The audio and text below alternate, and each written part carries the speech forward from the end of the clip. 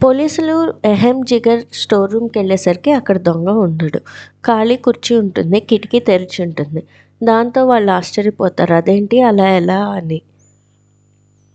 అప్పుడు పోలీసులు, మీరు అతన్ని చాలా మామూలుగా కట్టేసినట్టున్నారు, గట్టిగా కట్టలేదనుకుంటా అని వెటకారంగా అంటాడు.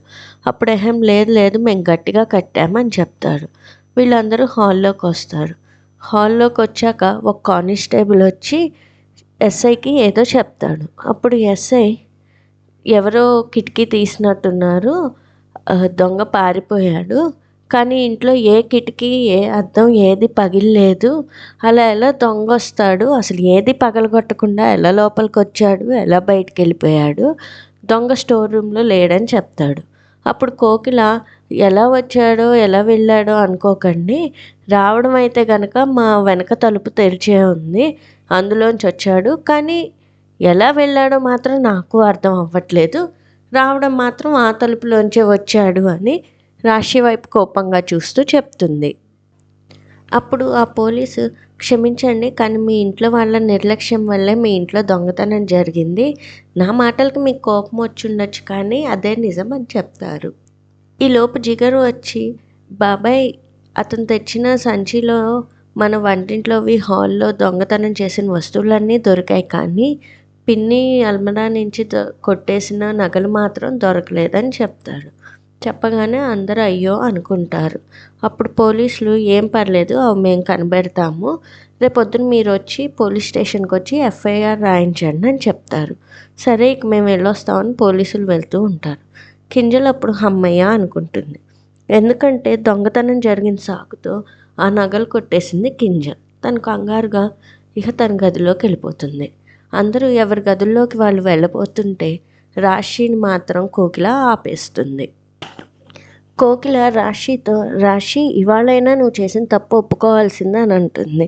పోలీసు మన ఇంట్లో వాళ్ళ నిర్లక్ష్యం వల్లే ఇలా జరిగిందని చెప్తున్నప్పుడు నువ్వు కొంచెం ముందుకొచ్చి మాట్లాడాల్సింది, అయినా నువ్వు రాలేదు, జంకుకుంటూనే ఉన్నావు, నువ్వేం చెప్పలేదు అని కోకిల రాశిని అంటూ ఉంటుంది.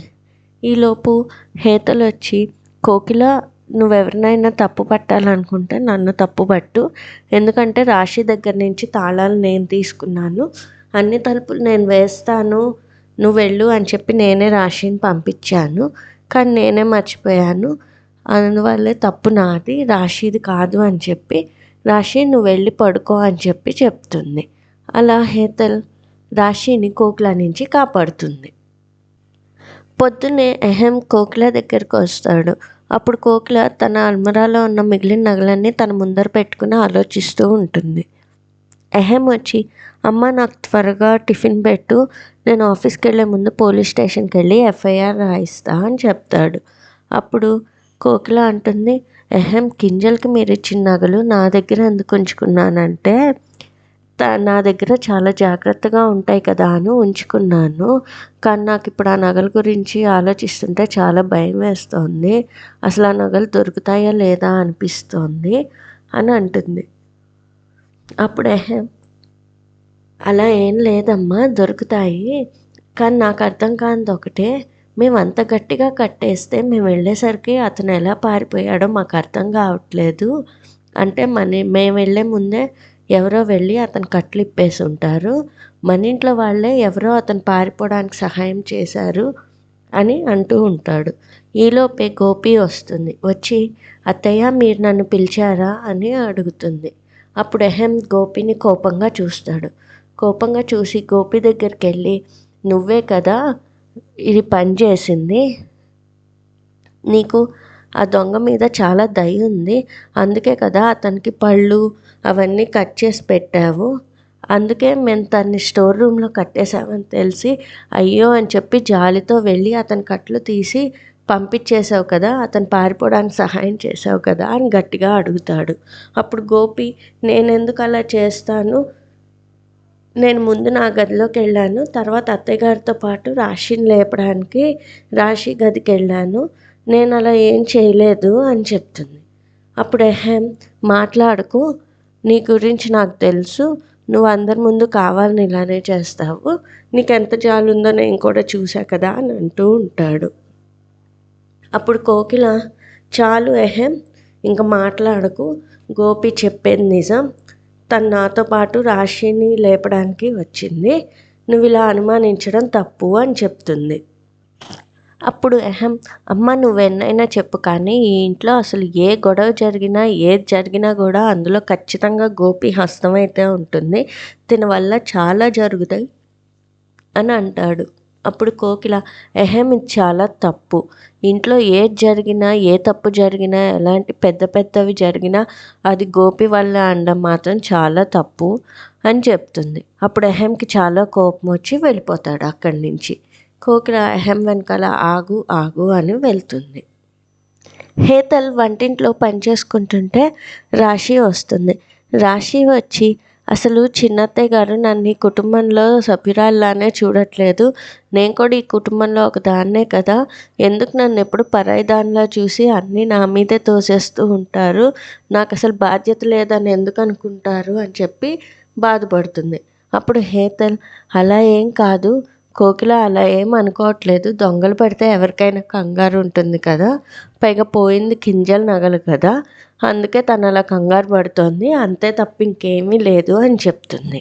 అప్పుడు రాశి, లేదు, ఆవిడకి ముందు నుంచి నేనంటే పడదు, ఈ ఇంట్లో ఏ తప్పు జరిగినా ఏది జరిగినా దానికి నేనే కారణం అంటూ ఉంటారు, ఎప్పుడు అన్ని నిందలు నా మీదే వేస్తూ ఉంటారు, ఆవిడకి నేను అసలు ఎందుకో ఎప్పుడూ నచ్చదు అని చెప్పి ఏడుస్తుంది. అప్పుడు హేతల్, అలా ఏం లేదు రాశి, నువ్వెందుకు అలా అనుకుంటున్నావు, అలా ఏం లేదు అని చెప్తుంది. అప్పుడు హేతల్ పక్కకు వెళ్తుంది, అలా ఏం లేదు అని చెప్పి. అప్పుడు రాశి వచ్చి, ఎంతైనా కింజల్ నాకు కూడా ఆడపడిచే కదా, తన నగలు పోయాయి అంటే నాకు కూడా ఆ బాధ ఉంటుంది కదా, కానీ ఆవిడ అసలు అవేం పట్టించుకోరు, ఇలా నేను ఇంకెన్ని రోజులు అన్ని నిందలు నేనే భరించాలి, నేను నిజంగా అన్ని తలుపులు వేశాను, మళ్ళీ వచ్చి ఒకసారి అన్ని చెక్ కూడా చేశాను అని చెప్తుంది. అప్పుడు హేతల్, అలా ఏం లేదు, నువ్వెందుకు అసలు ఆలోచిస్తున్నావు అలా అంటుంది. అప్పుడు రాశి, ఏం లేదు, ఇంకా ఇంకా నేను ఎన్నాళ్ళు ఇన్ని భరించాలి, ఆవిడ వేసే నిందలు నేను ఇంకెన్ని బాళ్ళు భరించాలో అని చెప్పి బాగా ఏడుస్తుంది. అప్పుడు హేతల్ రాశి కళ్ళు తుడుస్తూ, అలా ఏం లేదు రాశి, నువ్వెందుకు అలా ఆలోచిస్తున్నావు, ఇందులో నీ తప్పేమీ లేదు, పైకెళ్ళి రెస్ట్ తీసుకో అని చెప్తుంది. అప్పుడు రాశి, లేదు అత్తయ్య గారు, నేను ఇప్పుడు మళ్ళీ అలా చేస్తే చిన్నత్తయ్య గారు వచ్చి మళ్ళీ నన్ను ఏదో ఒకటి అంటారు, నీకు బాధ్యత లేదు, నువ్వు అసలు ఎందుకు పనికిరావు అని అరుస్తారు, ఇందాక మీరు కూడా వచ్చి నేను చేసిన దాన్ని మీ నింద మీరేసుకున్నారు, నేను ఆ టైంలో ఏం మాట్లాడలేకపోయాను, కానీ మీరు ఇంకెప్పుడు అలా చెయ్యొద్దు ప్లీజ్ అని చెప్తుంది. అప్పుడు హేతల్, ఏం లేదు రాశి, ఏం పర్లేదు, పో ఏడు పాపేసి, ఇవాళ ఇంకా వెళ్ళి నీ గదిలోకి వెళ్ళి నువ్వు కాసేపు రెస్ట్ తీసుకో పో అని చెప్తుంది. అప్పుడు రాశి గదిలోకి వస్తుంది.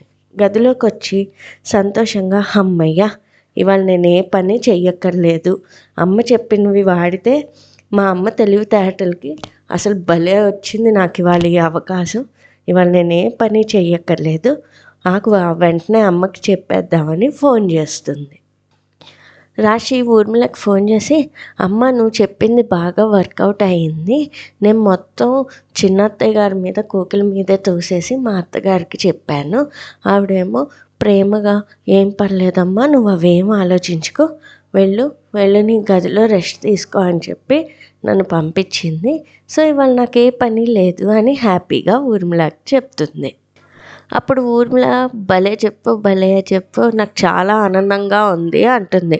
అప్పుడు రాశి, అమ్మ ఎంతైనా మా అత్తగారికి ఒక థ్యాంక్స్ చెప్తే బాగుంటుంది, ఆవిడ ఆ నింద తన మీద వేసుకుంది కదా, తనకి తెలుసు నేనే తప్పు చేశానని, అయినా ఆ నింద తీసుకుంది కదా అంటే, అప్పుడు ఊర్మిళ, వసే గాడిద అలాంటి పనులు చేయకు, ఎప్పుడు అత్తగారికి థ్యాంక్స్ అని చెప్పకు, ఇప్పుడు నువ్వు చేసిన తప్పు ఒప్పుకుంటే అదే తను ఆయుధంగా మార్చుకుని తర్వాత ఎప్పుడో ఒకప్పుడు నీ మీదే ఉపయోగిస్తుంది, తను నీకు అత్తగారు అమ్మ కాదు, ఎప్పటికీ అత్త సొంతదవ్వలేదు, అది గుర్తుపెట్టుకో అని చెప్తుంది.